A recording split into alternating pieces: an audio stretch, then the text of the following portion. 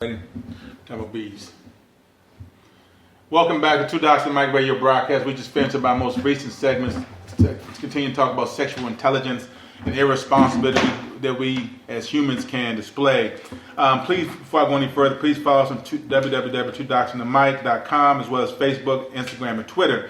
But before closing out, we want to turn from a serious topic to an even more serious topic to suggest that this past week the bees, that's right, bees were placed on an endangered species list. Bees. For those who don't know, the United States Fish and Wildlife Services added bees to the federal list of endangered species. Bees pollinate our plants, producing fruit, nuts, and vegetables, and are crucial for the nation's food industry. Their decline in the last few years is a result of pesticides, habitat loss, wildfires, and the loss of what is called genetic diversity. So what that basically is saying is that if the bees become extinct, then as human beings, we lose our food supply and our source. And so those of us who are allergic to bees need to understand, I would suggest go watch the movie, the Bee Movie, but you need to understand that if bees are placed on the endangered species list, that it impacts our existence as human beings. Okay, so now let's pretend that I have absolutely no clue of this process. How do bees affect me daily? Again, because bees are the insects that pollinate our plants. Mm-hmm. And so what does that mean? And our trees. What does meaning that mean? That if there are no bees, there's no other insect that can actually go and pollinate. Means take and I don't know what pollen is, but I know pollen is used to bring forth, it's needed for plants to grow. Okay. But it's not just flowers, but tomato plants and vegetable plants and nuts and trees and things of that nature. So bees travel all through the area pollinating. How did they get into this position, bro? Because they've been dying at a rapid rate. If you recall, in South Carolina, they went to go spray for the Zika virus for mosquitoes. Right. They killed like 1 million bees. Did they? And you recall about, I think a year or so ago, there was a fungi that was being harbored in the honey or the hive of the bees, which was causing millions of bees to die. So basically, this is something that scientists don't know what's going on with the bees. They don't know why they're dying, but bees are pretty resilient. So if bees are dying, then you can best believe there are other insects that are impacting our livelihood that are dying as well. That's something we're gonna have to study a little bit more, man, because I think if that's the case, the implications of that are gonna be far-reaching and voluminous. I do think though that somebody somewhere is about to get paid billions of dollars to do some cross-pollination study that come up with some antidote to help pollinate tomatoes. Well, I think one thing that's happening, we have to become more conscious beyond our own sphere of influence. As human beings and as adults, we have to begin to look at and examine. Bees do not have no intent to sting you, number one. Because if a bee stings you, that bee knows it's going to die. So oftentimes when we see bees, that means that the bees are trying to pollinate a flower, or in essence, there's a beehive close by, so they're trying to protect the queen bee. So if that bee stings you, he's trying to prevent you from coming near the beehive.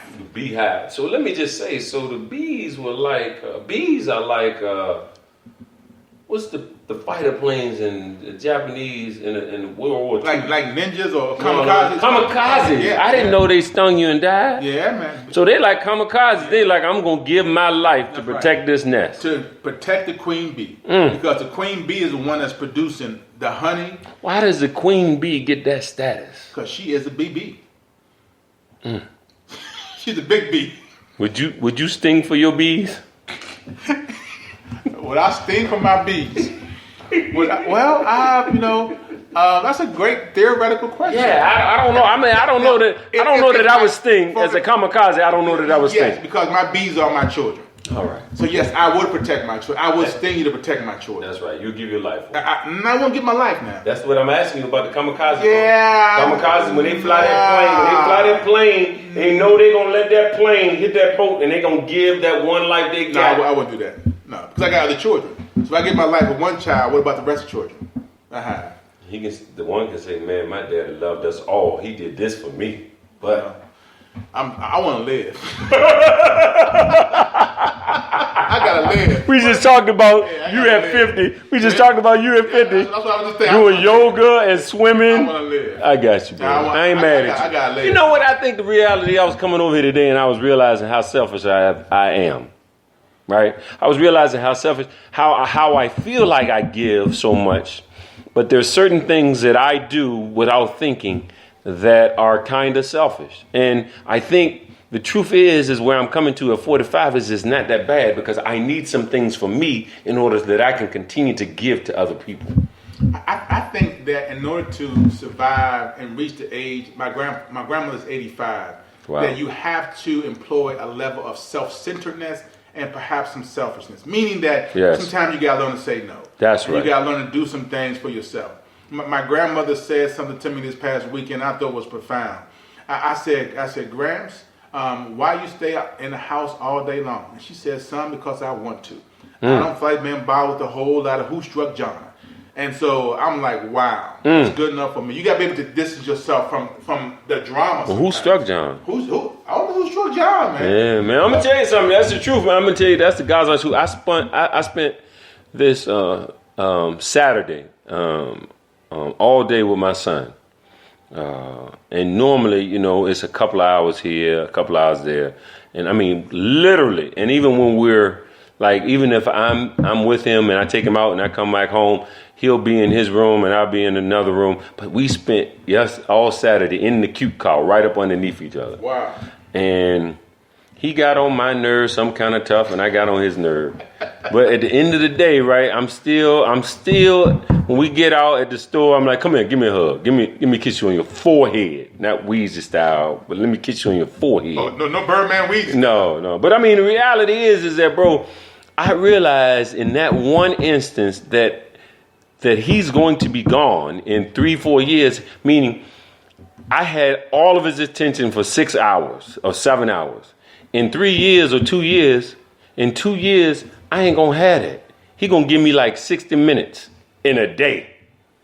And so the reality is that I gotta do more of those right now. Oh, Lord have mercy. We're going to come back and continue this conversation with bees and life in our next show next week. Right. And being selfish and being okay with being selfish. Yeah, I mean, I just think it's about living, man. And you got to learn to live at a different level if you want to live life where you want to live life, man. So it's all about life, man. And love. And it, Don't sing it. Society, bro. Society. Love. Society. We're closing out. We thank those for tuning in with us. Please follow us on Two Docs and the Mic, Facebook, Instagram, and Twitter. We are happy to be a part of this broadcast. We will see you in October. Peace, love, And chicken grease. and yeah, chicken. Yeah. All right. Take